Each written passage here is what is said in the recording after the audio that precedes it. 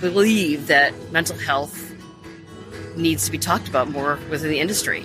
I mean, it's becoming such a great topic nationally that we need to hone in on this group of individuals that they got some serious stressors in their life, right?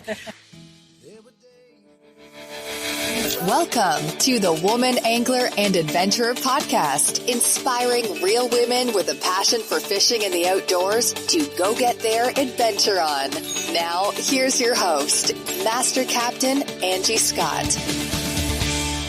Welcome, everyone, to this week's episode of the Woman Angler and Adventurer podcast. Yet again, I'm on location. You can probably hear the birds chirping in the background. We're outside in Fort Myers, Florida, at the National Professional Anglers Association, NPAA conference, sitting fireside and lakeside with my special guest, who it's been too long. Just met her at this conference, believe it or not, but Mollie Simpkins, welcome to the show. Hi, thank you very much. I know it's been a couple of years. Everybody's like, gotta meet Angie, gotta meet Angie. Talk to Angie, fish with Angie. Here you are. I've heard the same thing, so I'm glad we're finally making it happen. You got to meet Lakeland this morning or a little earlier. What a cute child you have. Yeah, thank you. The new addition to Team Scott for 2023. So we're excited to have her. But I wanted to introduce you to our audience, and you do a couple really important things in the industry. So before we get into that, kind of a little background on yourself and what brought you to where you're at. It's an interesting story because pretty much everything I've done has brought me to this point. I was in broadcasting in South Florida for 20 years, and I learned a lot about operational stuff because I was, in operations. And then I kind of moved into the nonprofit sector. And when I moved up to Baltimore in 2005, I decided I wanted to fish. I never fished much. I get very motion sickness. And watching like the History Channel or the Discovery Channel or Travel, there was somebody standing in the middle of the Yellowstone River, and I'm like, that I can do. So I became really interested in learning and found a group in the Mid-Atlantic that did that. And I also hit my philanthropic stride at the same time. My mother had passed away from breast cancer in 91, and I started doing these Komen 60-mile walks. And then I discovered Casting for Recovery. And it was like, yeah. So, I really kind of hit my stride and passion doing it there, and eventually made my way to Montana after visiting it the first time in 2007, knew I was going to move there. So was able to do that. Had to get back into radio to do it. Went back to the nonprofit sector in Bozeman. And when I no longer had that job, was just kind of like, what am I going to do? And on Facebook, of all things, an ad for a manager of a fly shop became available. And I'm like, well, I've never worked in the industry. Let's give it a whirl. And he's like, you know what? We're looking for something different. And there I am. So I work for a Sweetwater Fly Shop in Livingston along the banks of the Yellowstone and do whatever I need to do, whether it's, booking trips. I do all the outfitting or scheduling events or working in the shop. So that's kind of where I am now. Cool.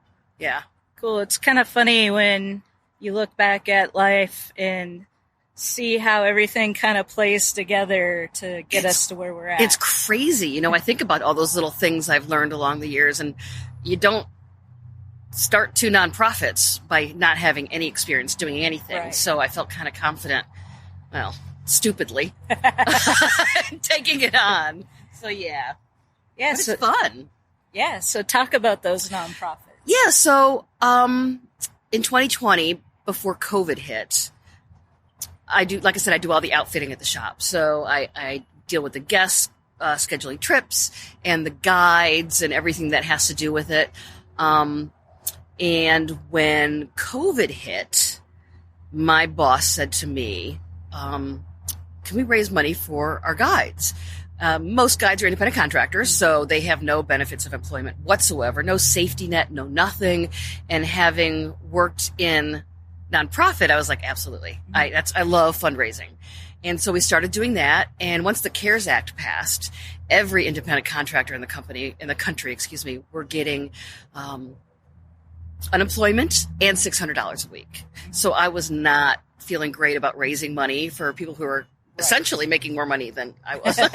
So we kind of pivoted and helped guides in Montana navigate unemployment, which in the best of times is really difficult. But each state had to do and create programs for independent contractors. Our systems just didn't have those capabilities. So we helped guides with that, and we had a connection at one of the senator's office. So if somebody got stuck, we could give it a little kick down the road, help them with PPP and EIDL loans and explaining what the difference is, or the grant, or do you have to pay it back?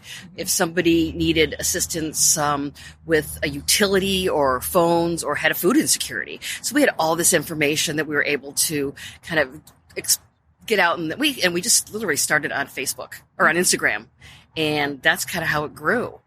But in doing all of this, discovered that there is no support system for guides, really, a meaningful one. There are great guide organizations all over the country that do a lot of conservation work. So we wanted to think about the individuals themselves. So when I started I had a million ideas, and the best thing I've done is hire an attorney, because he said to me, you have all these ideas, and what you want to do are two totally separate organizations in the eyes of the IRS. So we started first with a guide relief program. That's how it started. And it is a 501c3. So we are recognized by the IRS as a nonprofit, and it has two functions. The one is offering small grants to guides that are in crisis, whether it's personally or professionally. And the other is for any guide who applies, and all you have to do is prove you're a guide. We give you access to 2 free months of mental health care. We believe that mental health needs to be talked about more within the industry. I mean, it's becoming such a great topic nationally that we need to hone in on this group of individuals that they got some serious stressors in their life, right? So that's what that organization does.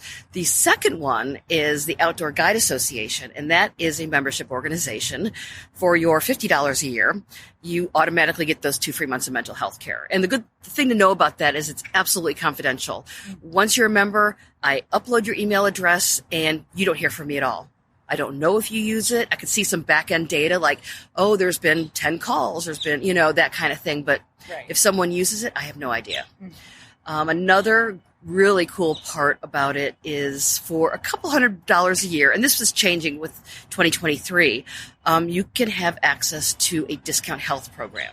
It's not full-blown insurance, but it is some kind of protection.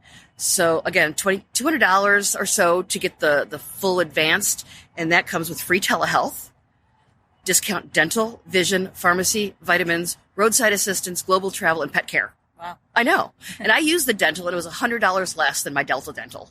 So I know it's a value. So is that $200 a year? A year. A year. I know, it's bonkers. And I know there's some new stuff coming down the road. I haven't really caught up with my insurance guy, but I'm really excited because it's something. Yeah. In many states, liability insurance is required. So also through our insurance partner at Cross Current, you can get your liability insurance. But we go a little further, and if you're a little more forward thinking, you can get accident insurance, disability, or life insurance. And the life insurance is really inexpensive. But, it's, again, extra protection, especially if you're in a family. A lot of times guides get their benefits from their wives. Oftentimes nobody has benefits at all. The cool thing about this health discount program is that anyone under the same roof can have it. So if a guide has it, his wife can also get it, or their kids can get it. So it's a little bit of a little protection, a little bit of a safety net. And then we're looking forward to adding some other features, perhaps financial literacy. Take that $100, right? And do one of those things where, look, if you save this $100 for 6 weeks, you will have this in 10 years. So we don't know, but something definitely we're putting together. Yeah. Sounds like there's a lot of opportunity there. Yeah. Because guides definitely need support that they don't get anywhere else. No idea until I worked in the industry and actually worked with guides. I've been that person who's gone on a trip with a guide, and you show up and it's beautiful and you catch fish. You don't see what happens before and after. Right. They are very long days, and they can be very stressful, and not every day in the water is awesome. Not every client is delightful.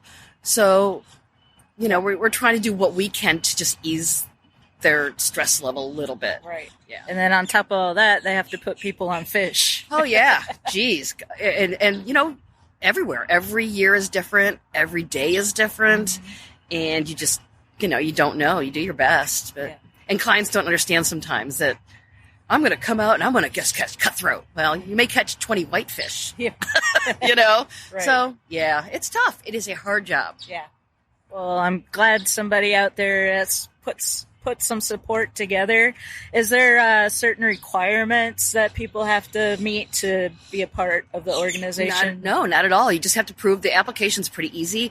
If you're in a state that has a license, just upload your license. Okay.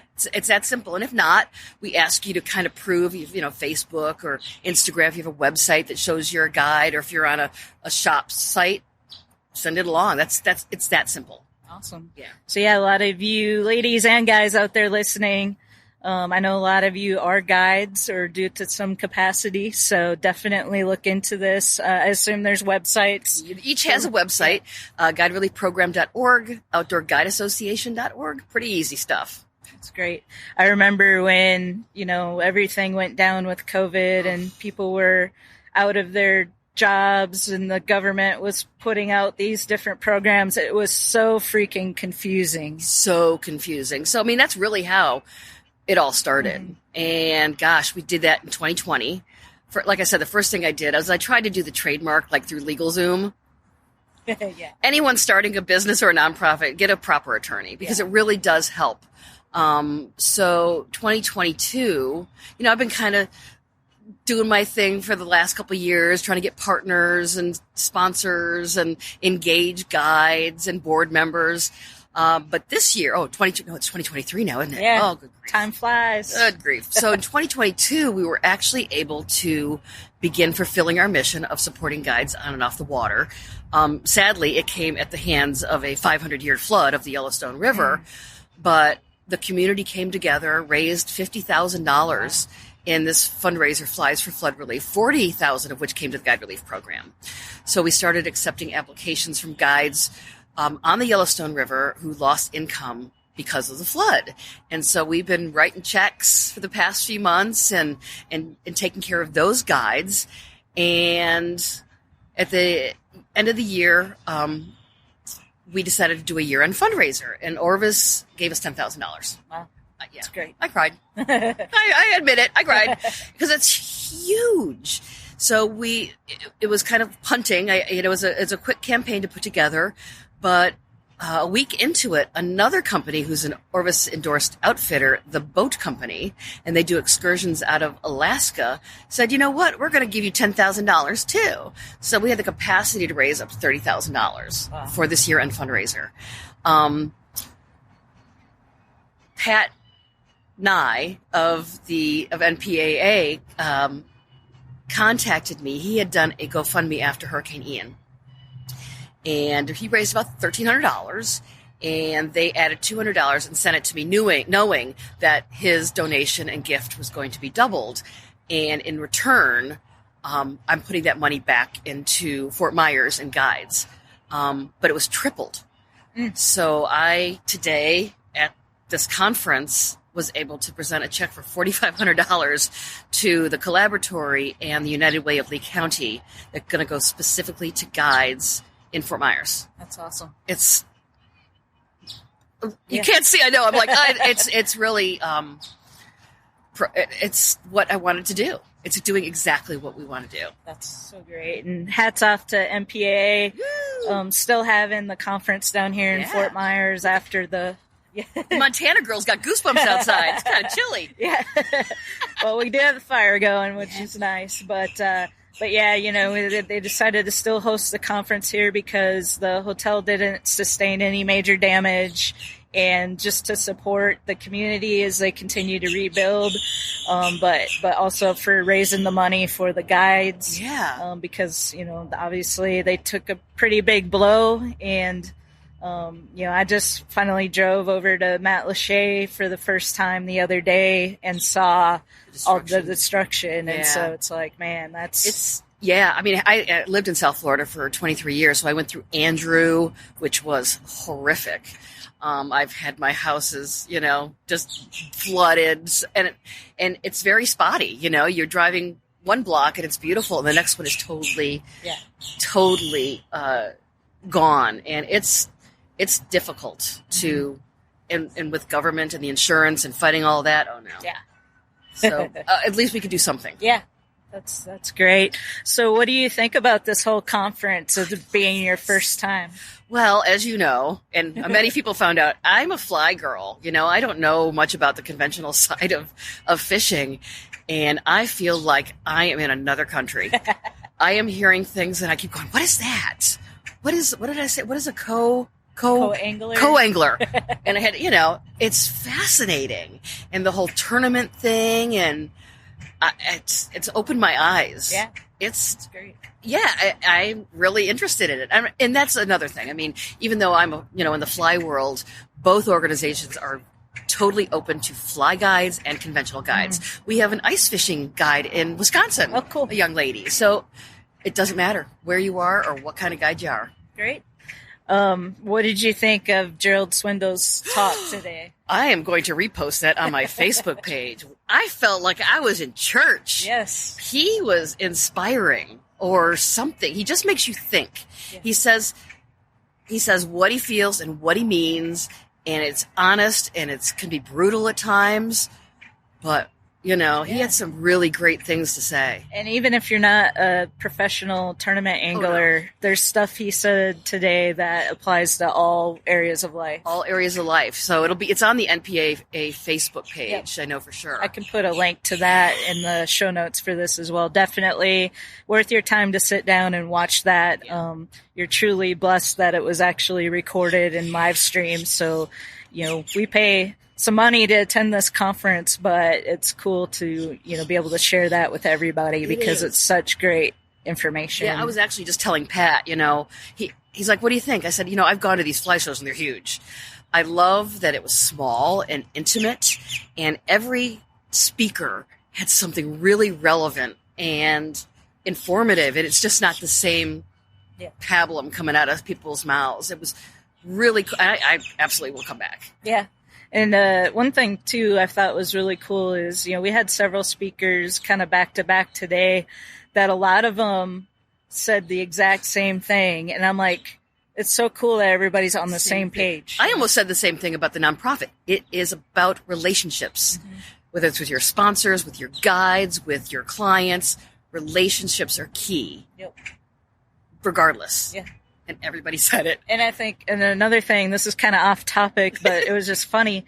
Another thing everybody said, and these guys weren't all sitting in on each other's talks today. They all said the exact same thing about going to ICAST. Oh, yeah. That is the worst place in the world to try to get sponsors. Yep. That's I believe it. You see a lot of, I guess I've seen it on the fly side too, going to some of these shows, and you see guides or people in the industry who are looking for, be on a pro staff, and they're doing it at these shows. Yeah. That's not what the manufacturers are there to do. Nope. So it is, however, a really good place just to make an introduction, say hi. Speaking of which, I said this yesterday, I said it this morning, I said it this afternoon. It was a small contingent of women here, but man, are they impressive. Mm-hmm. Holy cow. Yeah, we had a women's networking session yesterday morning, and how many, maybe 10 of us? Yeah, and 2 dudes. Yeah, and then 2 guys sat in, and one of them's your brother. Right. Jesse Simpkins. It is important to know that Jesse Simpkins is my brother, not my husband. Yes. Yeah, somebody made that mistake. No. Ew. Ew, yeah. Yeah, but I mean, the women here are so impressive. I mean, they've been guiding and fishing for decades. I mean, Lisa Fitzgerald is in the Hall of Fame. She's bonkers. Yeah. And and nice and fun and all of them. Yeah. Deb Hansen. Yep. Are you kidding? It's so cool. So I want to be around more of these kind of people. Yeah, and it's definitely growing. The last conference, MPAA, I hosted a women's networking event, and this was in early 2020 before COVID. Yeah. And I can remember there might have been one other female angler that came. All the rest were spouses of the guys. Oh, yeah. And so it's so great to see this year how many, that are actually ladies that are getting out there fishing, doing the real deal. Yeah, they're legit. That's why I kept asking, what are you talking about, man? And it makes me want to get out on the water with them. I don't care if I'm throwing a big conventional rod. I just want to fish with these women. They are so knowledgeable. Yes. I feel ridiculous. Well, we're doing a women's kayak fishing meetup tomorrow with a lot of these ladies that are here, and then some others are coming in to join us. Fun. And we're really looking forward to that. It's going to be some inshore fishing. We weren't sure if red tide was going to come into play, but it's good. So we're going to go out and hopefully catch some big snook and redfish and trout. And I'm going to try to do another podcast episode at the end of the day with all the ladies. We got a few that are joining us who have never kayak fished before. Yeah, somebody asked if I wanted to go. I said, I don't think you need to see me in a kayak. So I am going fishing with someone else, and I will catch my first snook tomorrow. Yes. Maybe conventional and fly. That would be awesome. You'll have to send us a picture, and I'll put it on the website. So here's hoping. Now there's some pressure on you. Listen, the guy I'm going with, I'm pretty confident. Yeah, I think you'll be just fine. Yeah. Well, anything else you want to mention? I don't think so. Thanks for your interest in these organizations, and I'm just excited to see how they grow, and help guides all over the country, because they, everybody needs a little support. Absolutely. Well, thank you for doing what you do and providing those resources for guides. And again, I'll put links to both those websites in the show notes for this episode. So whatever podcast platform you're listening on, all you got to do is just click on the show notes and you can go right there. And also, just a shout out to the National Professional Anglers Association. There is no reason you shouldn't join this organization. You don't have to be a person that's doing this day in, day out. You can just have an interest in it. It's only $100 for the entire year, and the discounts you get, even from St. Croix Rods, buying one rod more than pays for your membership for the year. And honestly, some of the speakers here, the people they engage are incredibly smart. Gosh, I feel so. What was the gentleman who worked in the government agency? Oh, I can't remember his name off the top of my head. Yeah. Some really important issues. Very important issues. So, going to the Facebook page, that one was really, all of them. Yeah. So good. They've all been great. And it's information you don't get at any other conference. No. So, you can go to ICAST, you can go to all these other organizations, but the MPAA is going to bring you something that you don't get anywhere else. It was not at all what I expected. I don't want to say delighted. I'm just really stoked about learning more about it. I never knew. Well, we're so glad you're here, and it's great to finally meet you. Now the next thing we have to cross is fishing. Yes, we will do that. Awesome. Well, thank you. Thanks, Angie.